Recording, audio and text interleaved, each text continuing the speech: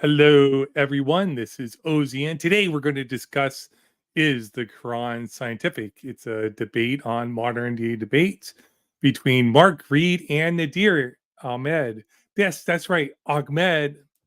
Ahmed. Anyways, I did it wrong. We just debated like a week ago, and he just debated somebody else recently before that. So this is the third debate with Nadir debating the same exact topic. The first one, I believe, was a Christian, and then two atheists. So it's sort of bizarre, but that's okay. Did I change my hair? I don't know. I may have changed my hair. How you doing, Kea Industry Complex? Let's add people to the stage. So the layout's a little bit different, guys. So you're going to have to bear with me. I have two stages opened up so I can change stuff. But I figured the first thing we're going to do is we'll talk about Nadir and what we think about this argument. So Nadir is a Muslim, right? Who debates that the Quran is scientific. Did I do this? You guys hear me? Yes. We hear you. Okay. And things not working. So what do you guys think about Nadir and his argument? We've been through this in the past debates. The idea that a holy text that is supposed to bring spiritual enlightenment is somehow scientific. And I'm going to steal Isa's words. I'm sorry, I jumped the gun for you. That it takes away from the text. It's neither the Bible nor the Quran, the Torah, or any of the texts of the holy texts are supposed to be scientific in nature. It's a whole different type of literature. Right. Hey, that's an honor. I am not offended at all. I appreciate that. I think what what we're going to see is another shadow boxing match with Christianity. I just have a feeling that that is going to arise. Right. So he's just going to do the same 6 points. And this is like proof that Christianity is true, or Islam is more true than Christianity. Thank you, KIC, for becoming a new channel member. Thank you so much. And I'm sorry I'm a little slow right now. I'm doing a new thing. So if people aren't checking YouTube, oh, wait, I'm not doing a new thing. I messed up. I totally messed up. Okay, let's see. Okay, I guess I'm just going to do it this way now. Never mind. I'm not going to do the new thing. Dang it. No one's seeing any of my things. Let's just do this banner. There. All right, cool. Let me show you what I was trying to do. But so you guys can see, this is silly now. I pressed live on the wrong one. But look, like I got this whole new layout and stuff. Whatever. Close that. It's cool we got to see it. Yeah. We'll do We this. can save it for the after show. Totally, yeah, I'll do it right on the after show. Like, so I'm like trying to because to do the banners, I got to do them a little bit differently than I did this time. So that's why I was like slow. So I apologize. But yeah, I'm not wearing my headset either. I got my little aftershocks in. But yeah, so what's he argue? He argues that the mustard seed, hand washing, marriage or divorce and being able to get remarried, epilepsy, right? And then I thought there was a sixth one. Is that it? Yeah. No, there were 6, yes, but I don't remember the final one. So there's hand washing. There's the so like the ablution. There's the alcohol. There's the mustard Game, seed. There's the bush meat, Bushmeat, yeah. what was that? fanged meat, fanged meat, Yeah. bush meat.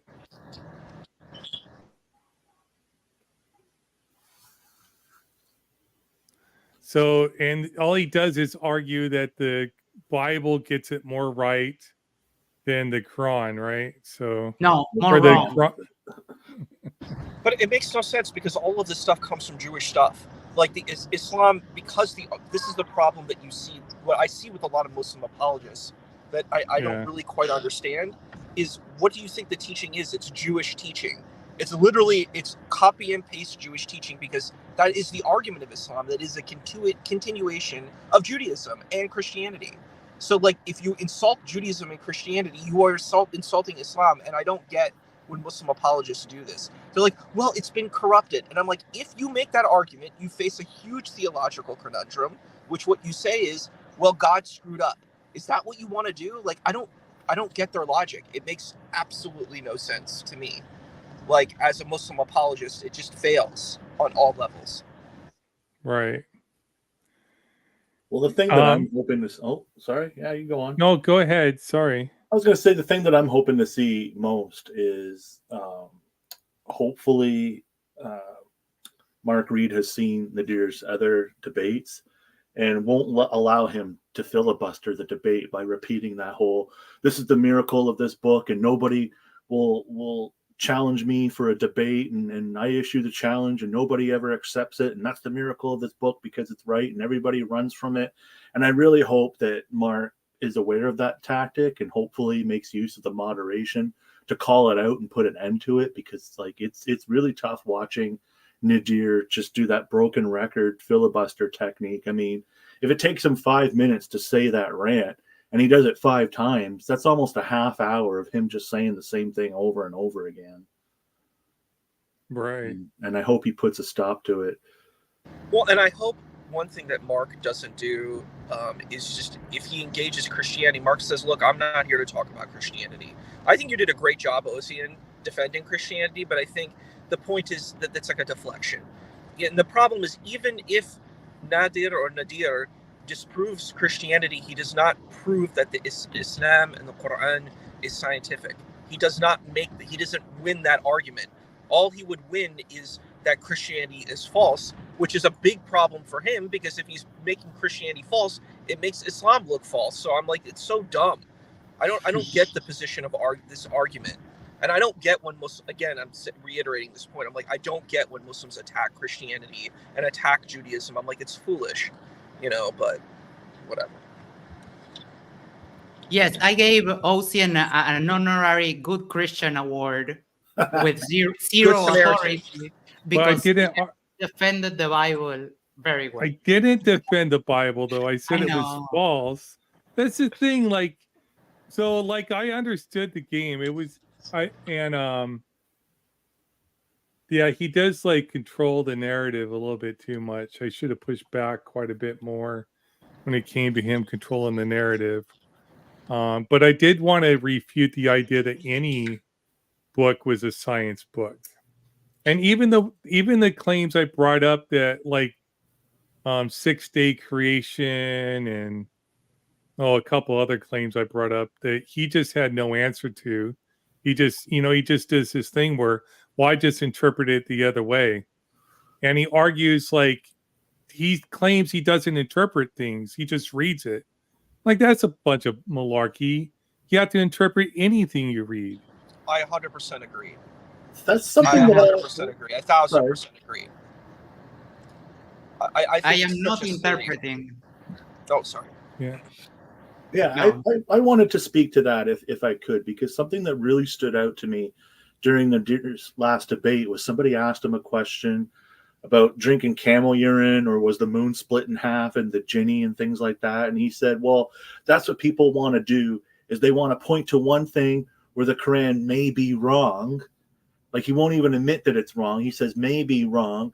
and then they'll discard the whole thing and say that it has no truth to it. He goes, and that's why I'm focusing on these 6 points, is because these 6 points are better than what's written in the Bible, and so they prove that Islam is correct. And I feel that what he did in that moment was he outlined his strategy was to focus on those points, and by focusing on them, it validates the rest of the book, you know. So like he's kind of doing what he was calling out that audience member for doing, for saying like, look, the moon wasn't split in half. And I really hope that Mark is wise to that tactic and calls him on it, because that was something that just about floored me, and I really wanted to call him on it when he was here, except that there was a lot of talking going on. I felt like I couldn't get a word in edgewise, and I was actually up very early that day. I had to go to the gym, so it's tough for me to stay up late nowadays. But I wish I would have got a moment to ask him about that, because it's very telling of his, I think it's called confirmation bias, and for him to discard someone else's question and say, no, I just want to focus on these 6 points. You just want to label the whole book wrong because of that one thing, while he's just focusing on those 6 points so he can label the whole book correct and discard the rest. It's an absurdity, and I really hope that it comes up so that it can get thrown in his face. Like, I almost would love to debate him, but I don't think I have the patience. I'm not there yet. So I'm just hoping that maybe Mark's watching this and taking some notes. Yeah, I did press a little bit on the moon splitting thing. But hold on really quick. Robin Webster, thank you very much for the $2 super chat. I like my hat too. I have several of them. I got them all now. And it says, hey, Max and Isa. With the moon splitting thing, so his thing was everything in the Quran's not scientific. A lot of things are miracles. Miracles aren't scientific. The scientific so moon miracles. splitting, well, no, it's not a scientific miracle. So he says there's miracles. So miracles are not able to be studied with science. So the moon splitting, he was saying, was basically a miracle. So it's not an empirical claim. I'm like, well, that's sort of weird. Like, why couldn't you go look? And he did say, well, you could go look, but like, well, God could have put it back together too, right? I think that's what you said, and you did a better job of defending that point than he did. You were very generous to him that debate. Part of me wondered if you were worried about like getting some backlash from the Muslim community, but I just no. You did a terrific job. I just really wish you would have been a bit more like when you and I talked, and you kind of had no problem firing back, and I appreciated that. And I wish I could have seen that Ozian during that debate, and I hope you let that Ozian out later on when next time you do an MDD debate, because that's a good debate style Ozian, and I respect that Ozian. I respect this Ozian too. I just wish we would have seen that ferocity. Well, see, this debate, I had a whole different approach where I wanted to convince Muslims that Nadir's argument was bad. So it wasn't about convincing Christians or atheists or anything like that, because none of them are convinced by that argument. It's a nonsensical argument. The people I wanted to convince were the Muslims. So that's why I took the approach I did. So same thing with the flat earth debates. Like, if I go there to debate flat earth, I'm not convincing the people that deny it. I'm not there to convince people.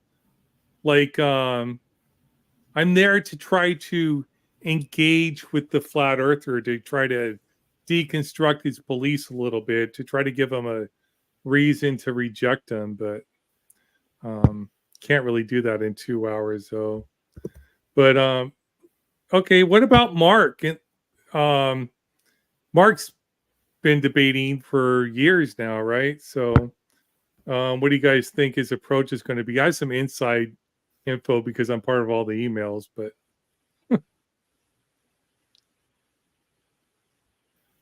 You want to go, Max, or you're muted? Sorry, because of the mate, it makes noise when you drink it. I think Mark is a seasoned debater, and I don't think he will. He's a bit more aggressive than you are, for example, and I don't think Mark will let this Bible thing fly. I'm fairly confident that he will call it out if Nadir starts debating the ghost of the Bible with an atheist. That's what I think. Okay. What about you, Billy? I feel like Mark will shut him down if he keeps repeating his talking points, like you guys have already brought up. That if he doesn't bring anything new to the table, I mean, is there even a point? Is like, what is he offering to the debate besides just repeating the same talking points over and over again? Yeah, I imagine it's supposed to be different from the emails I've seen, but we'll see what happens. What about you, Tyler?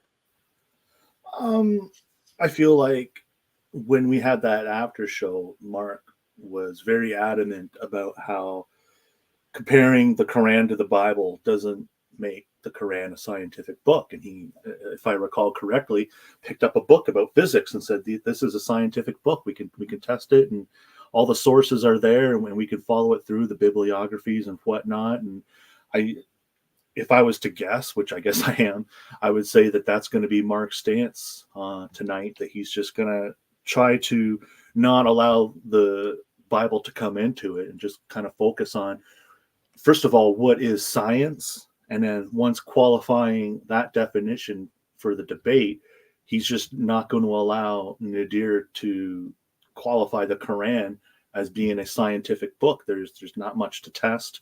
A lot of it is not even accurate to reality and things of that nature. And I hope he does. Well, he's already conceded those 6 points, though. He's already said, yeah, you're right. The Quran gets them right. I'm like, no, I don't agree. Atheists who say the Quran gets it right on those 6 points are wrong. It doesn't get it right. It's a spiritual guide. It's not a scientific claim. So if you concede those points, that's all he wants. He wants his little checklist to show that you conceded those 6 points and he wins in his head. So you guys like say, well, you would have argued with him differently, but that all he wants is that quote where you say, yeah, right, the Quran gets it right and the Bible doesn't. So he can go to Christians. I've seen these emails. He sends these emails to Christians telling the Christians, look, even these atheists agree that the Quran gets it right over the Bible. Well, he did that during the after show. And I recall I was one of the voices that spoke up and said, no, I disagree with those 6 points.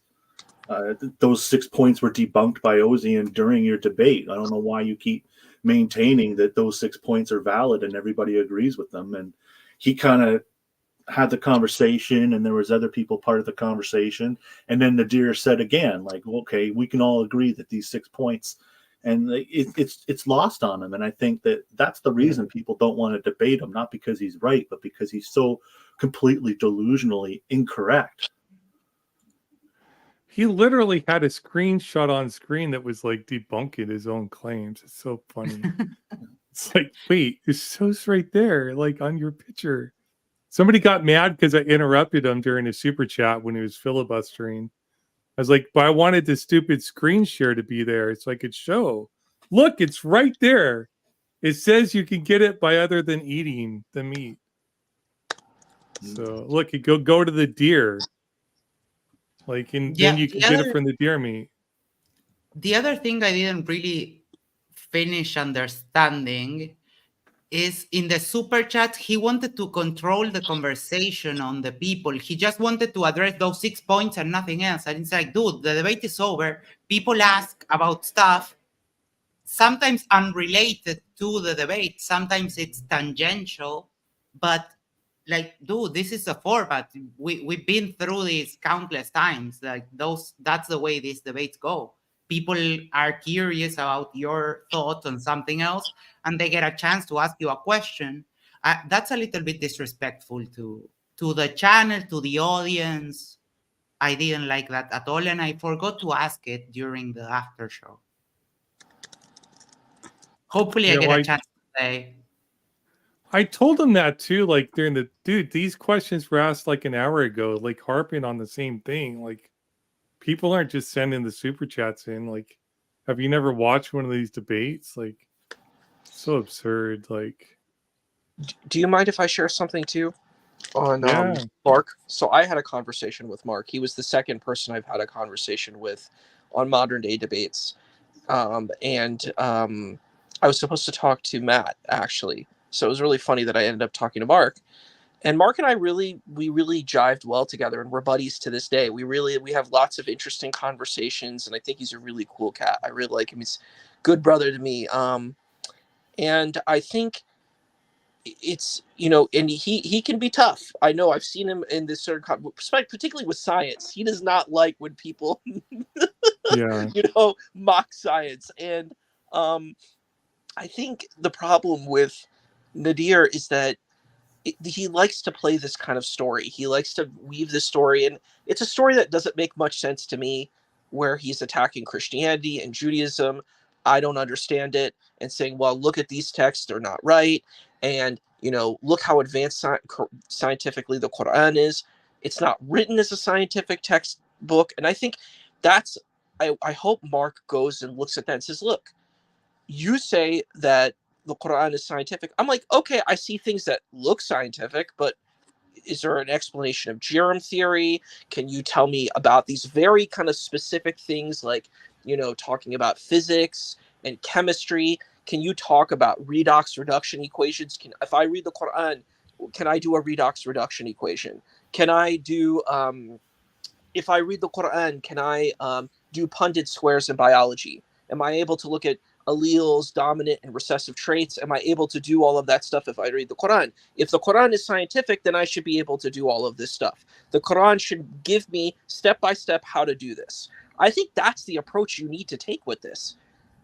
Saying stuff, hey, it sounds scientific, cool, but is it scientific? Well, scientific things require science. So I need to know theory. I need to have formulas. I need to have all of these things that make up science.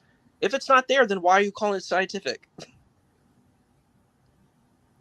Exactly. I realized something, guys. When I hit live, I was watching my 20-second timer on Streamlabs. So you probably just saw me there staring at the stream like this for 20 seconds. And then I started talking. It's no problem. It's things that happen when you're live. David send you a message, Isa. I mean, how can one not like Isa? And that is so true. Isa is such a cool dude. So thank you, David. Yeah. Did you have something to say, Billy? Well, science can change over time. Science isn't set in stone. The Quran, like its beliefs, they're subjective, and they can't change. Science, if something comes around that can prove it wrong, then it'll be the new thing that we'll believe in. How do you know their beliefs comes around? How do you know their beliefs are subjective? More so because they're mostly based on experiences. I feel like when they talk about miracles, I feel like he brings up miracles a lot, which is subjective. You're such a lawyer, OC, and I love that. You just did that counterpoint argument. I'm on the route to law school myself, so I just love that. You're like, hey, how do I give the counter? Because that's what you do in law school, is you have to know the point, counterpoint. So you need to know the arguments. Yeah, it's a cute thing. Well, I do have another question though. Like, if miracles actually exist, just because, let me make a point here. Okay. Can you experience anything objectively? I don't think so. That's a hard I'd have to question. think about that. I'd have to think about that for a while. That's a tough question. Yeah, maybe. The answer is no. You cannot. You can objectively experience stuff, but all experiences are subjective. Does that Okay. mean what you experience is subjective just because you can only know anything through your subjective interpretation of reality? Does gravity exist? Well, Yes. yes. Can you experience gravity objectively, or is it all through your subjective experience? Well, unless you do experiments to test it, you're just kind of going by what other people have told you, I guess. Well, even if you test it yourself, is that not a subjective experience? Empiricism is inherently a subjective experience, is using your senses to test. But if we gather enough people and we collect their subjective experience and it all matches up, doesn't that mean that it's objective? That would be called intersubjective. Oh, I didn't know that. pushing. So the reason why I say this, every time somebody dismisses any type of experience, well, that's just a subjective experience. All experiences are subjective experiences. All experiences. There's no experience you have that is not subjectively interpreted. So people special plead by saying, well, this is subjective just because we can't verify it happened myself. But then that's your own subjective experience of their experience. Just because somebody experiences something doesn't mean there's not an objective referent that exists for the miracle. I believe miracles don't exist because they're supernatural. Supernatural things don't exist. Subjective experiences exist. They're real. People feel emotions. People feel pain. Pain objectively exists, even if it only is experienced subjectively. So you when you act as like the skeptic about some claims but not all claims, that's where skepticism, philosophical skepticism, deals with these concepts such as global doubt, where you doubt the external world exists entirely. I don't have those doubts. I just don't accept people's personal testimony as true unless there's some type of physical evidence to support it. Samir posts a question that is a little bit along the lines of what I said before. Do you want to address it, Ozzy? Sure. When it's raining, everyone experiences it at the same time. It's objectively raining. Can you refute it? No, I would say it's objectively raining. But the experience is subjective. That's the only point I'm making. People experience miracles. Just because it's only subjectively experienced doesn't mean the miracles is subjective. The miracle can objectively exist. It's just your experience is subjective. I don't believe the miracle exists because there's no way to measure it. And there's no way anybody else can analyze it. And usually there's alternative natural explanations for every type of miracle claim that I've ever heard of. Yeah. So my response to that would be, I remember when studying psychology, there was this whole thing about Rene Descartes, and he said, I think, therefore I am. And it was a couple centuries later when somebody said, well, no, because you know you think, that's why you are. Like, you can observe your consciousness, and everybody has that consciousness. And there is a theory in Far Eastern cultures that there's actually only one consciousness, and that consciousness exists within as well as outside of space-time. And so kind of like the multiverse is existent within each of us in our subjective reality, but that consciousness, that perspective that's within each of us would be that objective perspective. And I'm just trying to think about how that applies to what you're saying, because Well, I believe objective seems like- reality exists. That's the thing. I believe in objective reality. I'm a non-skeptical realist when it comes to external things from my body. Now, I don't necessarily, I can have error about what it is. Pedro brings up a point, but they're missing the point. I have an Information that argument exists, about this too. information that okay. exists independently of personal beliefs, nothing to do with experience. You don't know anything exists independently of your personal beliefs except through your own subjective experience of what you think is independent of your personal beliefs. Like everything goes through your subjective lens. But that's okay. That doesn't mean it doesn't exist, because I do believe it does exist. But every time an atheist makes this claim, well, that's just a subjective experience. All experiences are subjective. But go ahead, Issa. Sorry. I actually am wanting to defend your position. I want to reify it and reinforce it. The point is, think of a pond, a pure lake, a pure pond that exists, pure crystal water that's there. You have a pipe that takes that water and brings it to like a facility. That when the water goes through the pipe and ends up in the facility, the water takes on the components of that pipe that it went through. That pipe is us. So let's argue and say, hey, look at, we'll talk about the pond as being like an experience, right? That experience in of itself is the pond, right? But when it gets filtered through the pipe, then it becomes a different experience for each element that takes that water from the pond. And I think that is exactly the situation here. We are filtering whatever our experiences are, and we become arbiters of it. And I actually agreed with you, and I agree how you put Nadir's feet to the fire, where you were like, Nadir, you're saying that you can look at this text and objectively understand them. And then you said, well, this is an interpretation that you're making on these things. And it is an interpretation.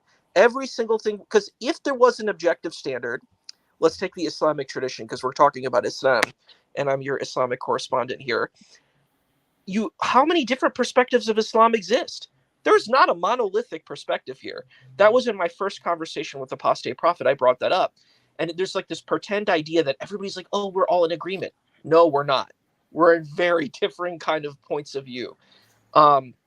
You have, and for example, we had a host who was Ahmadiyya, right? He had very different views of how to look at the Quran. There was not just one objective view. He said, yeah, Jesus was not crucified. He didn't die from crucifixion. The text didn't say he was crucified or not, but it's abstract enough that people had different interpretations.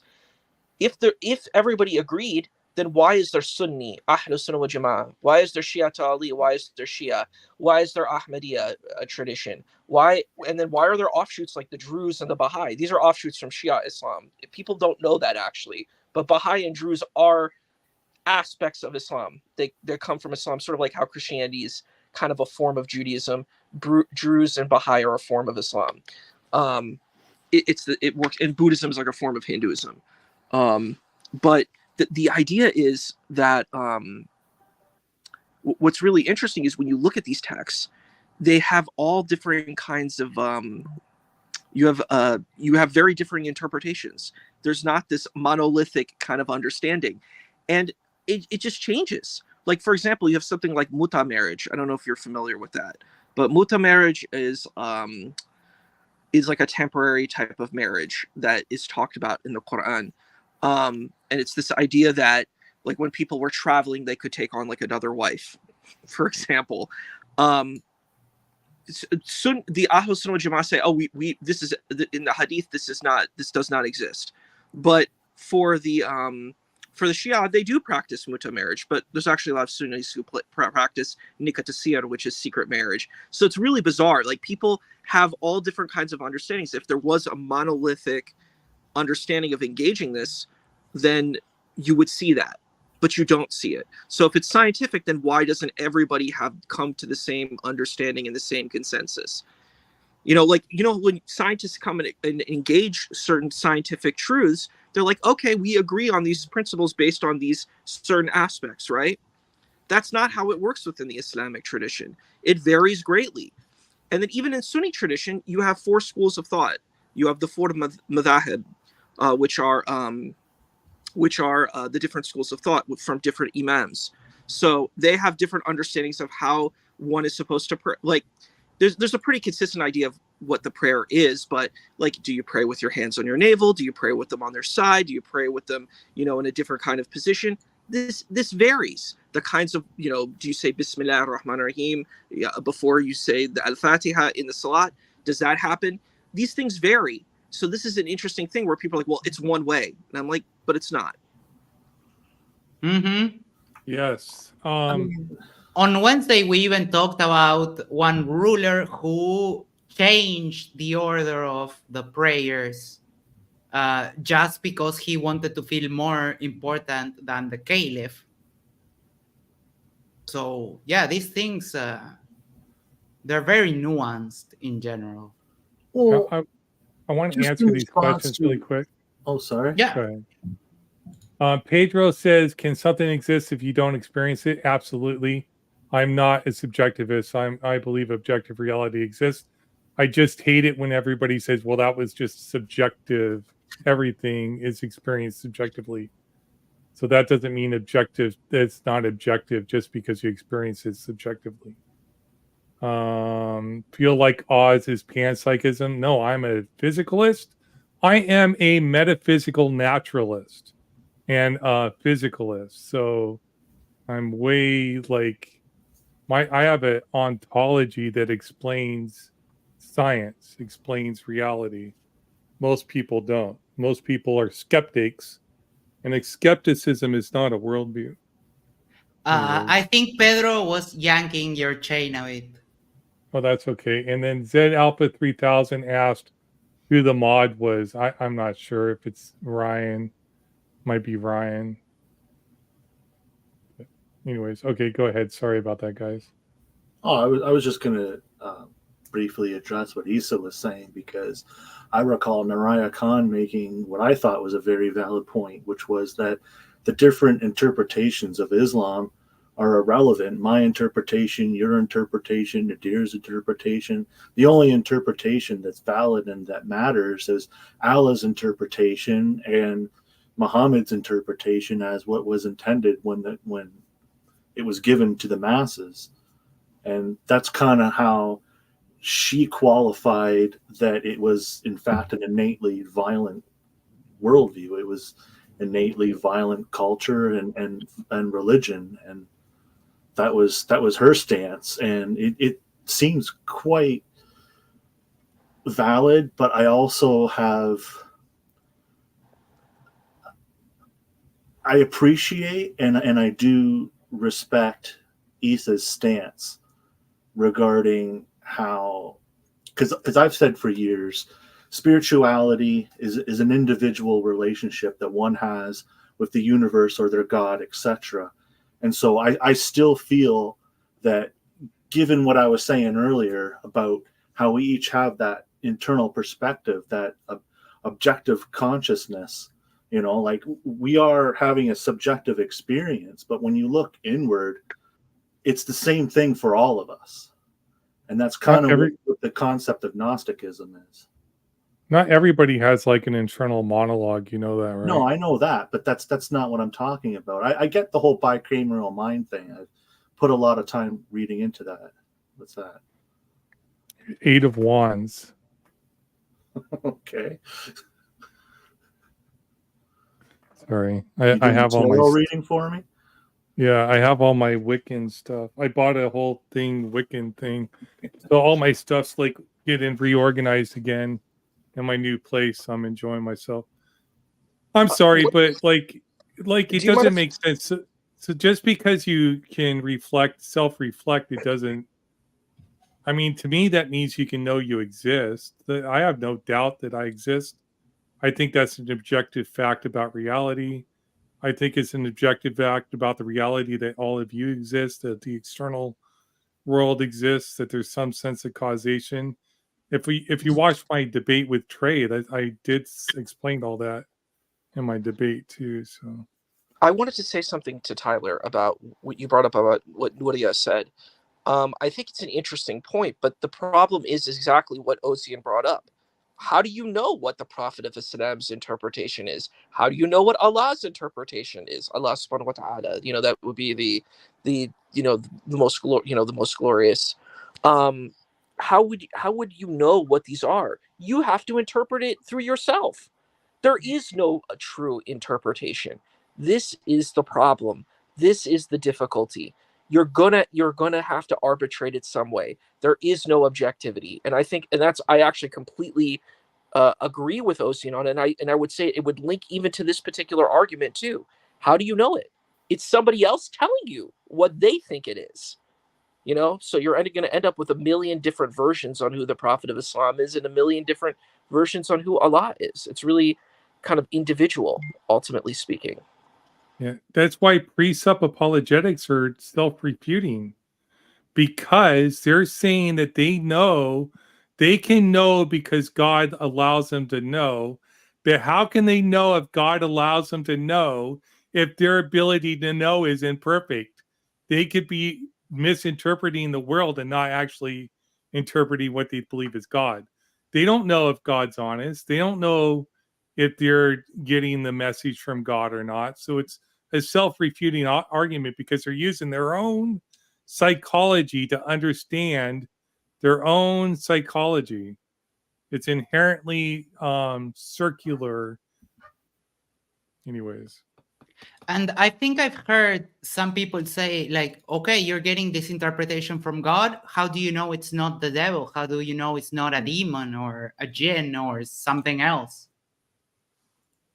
Yeah, so this is the thing. But why would it need to be interpreted? Why isn't God good at communicating? The God could be good at communicating. So if you take any type of communication theory, sorry, I'm hogging. If you take communication theory, what you need to understand is it takes you have to speak, you have to convey the information, the person has to receive it and offer any feedback back. So if the person receiving the information doesn't receive it correctly, even if you communicated it correctly, and he doesn't give you good feedback to let you know there was an error, then you're not going to be able to correct it. So communication takes two ways. I feel like that My wife question just can't turned be, into a frog. Yeah, no, it's fine. It's just I feel like that question can't be answered in the time that we have left. But it is actually something that I wanted to discuss with you, Ozian, because you've mentioned that Okay. you were a Stoic, and I know a lot of the Stoics were Gnostics, and that's definitely something I'm well read on. They weren't Gnostics. Which ones were Gnostics? Like original Stoics were, if anything, more like a panpsychist or something like that. Well, monotheism is like there's this one thing that's everything, and pantheism is that everything is this one thing. So the two concepts are pretty synonymous. Well, most of them believed in looking at the same thing. Most of them believed in like Zeus and all the Greek gods, and the only thing they thought was constant was change. There's no religion per se with Stoicism, but most Stoics are religions. But anyways. Okay, I don't know what literature you got that from, but as I understand, Marcus Aurelius, Diogenes, like a lot of like Epictetus, a lot of the ancient Stoics were Gnostics. They believed in the monad and the demiurgus, Sophia, things of that nature, which again, like we don't have enough time to get into it right now, but I would love to have that conversation with you someday. Sure. Yeah, I've read a bit of all of them, but a lot of them believed in different religious beliefs, but they were all over the map. So there was no Stoicism itself does not have a God belief. Stoicism itself is about the four virtues of wisdom and my brain farts. Courage, wisdom, moderation, and whatever the fourth one is. My brain's farted. It's all the Wiccan stuff. You got a demon on your shoulder. Yeah. And then Yeah. And then the one thing they believe is true is there's constant change. So it's about eudemia, about living a life well lived. It has not. They actually never believed in an afterlife either. So I believe Stoics didn't. Stoicism was all about reincarnation, right? No, It's the monad. Stoicism had nothing to do with reincarnation. They didn't believe in an afterlife. That is true. And they were okay with like if their life had like was in pain and constant pain, they were okay with suicide and stuff like that too. So a lot of beliefs like that. They never believed in any afterlife.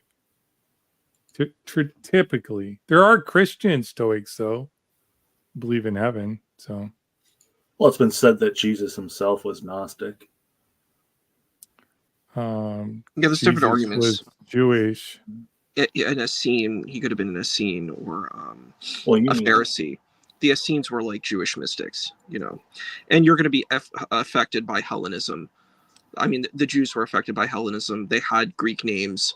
That's why it was really funny when I hear like some Christian apologetics say, well, Luke was actually a Greek. And I'm like, how do you prove that? There's no way that you would know that. It's quite possible that Luke was Jewish and he just had a Greek name. Look at Barbara Streisand. She's a Jewish actress. She has a Greek name.